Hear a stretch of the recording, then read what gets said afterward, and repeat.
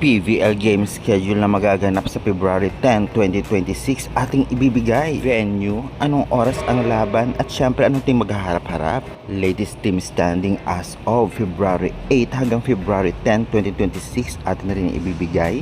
At syempre mga latest players kung saan mga top 10 best blockers, best open spikers, best setter, best receiver at iba pa ay ating ibibigay. At hindi lang yan, game result kahapon at bigyan natin ng review ang naging laban kahapon. Alas Pilipinas, bakit kaya hindi qualified sa Continental AVC? Ating pag-uusapan at Mark Espejo naghahalimaw bilang import sa Taiwan. Other valuable updates. Kaya before that guys, please naman huwag niyong kalimutan mag-like, comment, and subscribe and pa-hit the notification bell for more PBL UAAP valuable updates dito sa Pilipinas. Maraming salamat sa support and avail na rin kayo ng ating products dyan sa baba. Mga sports shoes na mga ganda at mura lang ay talaga namang para sa inyong lahat na niya. At paggamit na lang po ng aking link kung may i-orderin po kayo, malaking tulong na po sa akin at sa channel na to. Maraming salamat again. Unahin na po muna natin ibigay ang game result kahapon at syempre konting review ng game.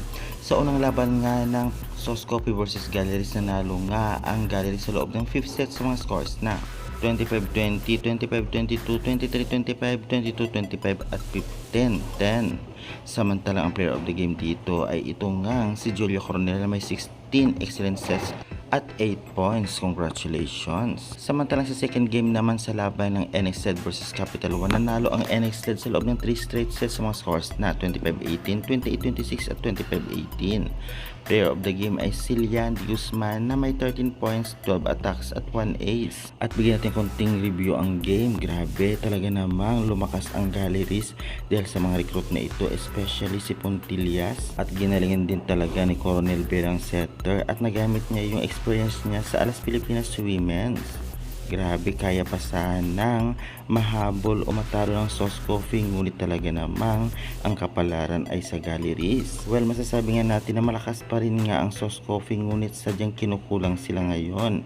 Kaya dapat bawi pa sila sa mga next game, lalong lalo pa nag-uumpisa pa lamang ang tournament.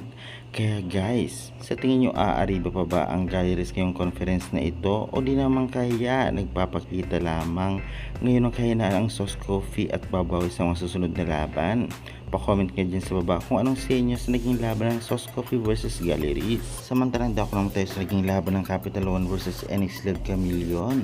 Grabe ang pinakita din ng Capital One, hindi basta-basta nagpadaig dito nga sa NXZ kahit 3 straight sets man lang. Sobrang lakas talagang masasabi natin ang NXZ ngayon dahil nga karamihan sa players nito at ginagamit nilang first 6 ay galing sa Petrogas Angels. Naghalimaw din ngayon si De Guzman at talaga namang kumabog na naman ito nga si Cheng. Halos maganda ang laro lahat ng NXZ kahit na itong si Myla Pablo at blockers nila.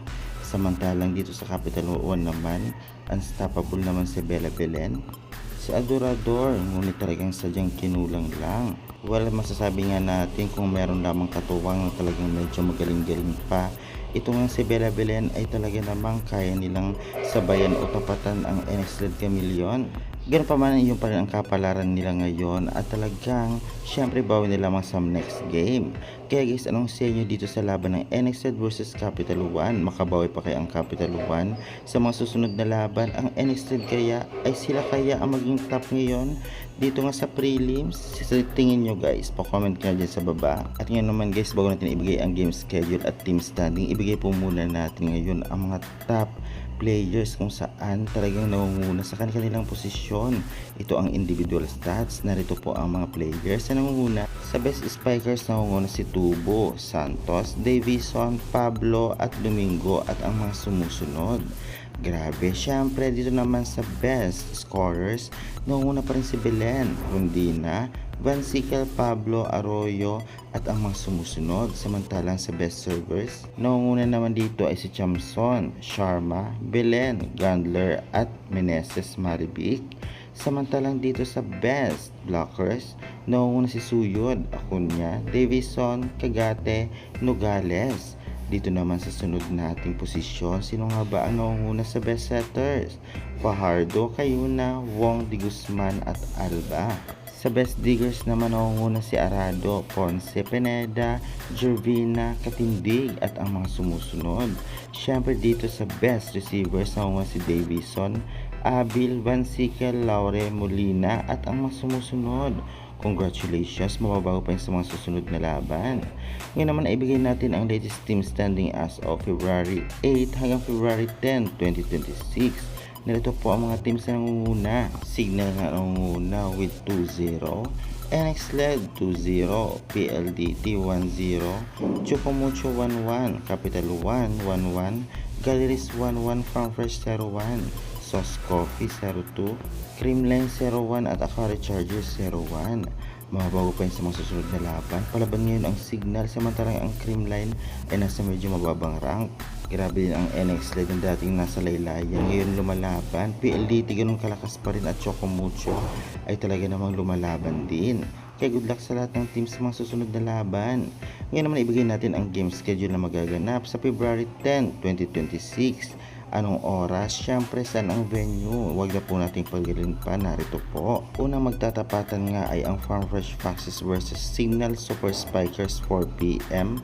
At ang venue po nito ay sa Mall of Asia Arena. Ngayon yung February 10, susundan naman 6:30pm. Tapatang sister team Creamline Gold Smashers vs Chocomucho Flying Titans. Venue pa rin Mall of Asia Arena. Kaya naman maraming manonood ito at mag-aabang hindi lamang sa venue kahit sa online dahil sa malalakas talaga ang maghaharap. Lalong lalo pang inaabang ang laban ng sister team. Excited na rin ba kayo sa magiging laban sa February 10? Pa-comment nga dyan sa baba.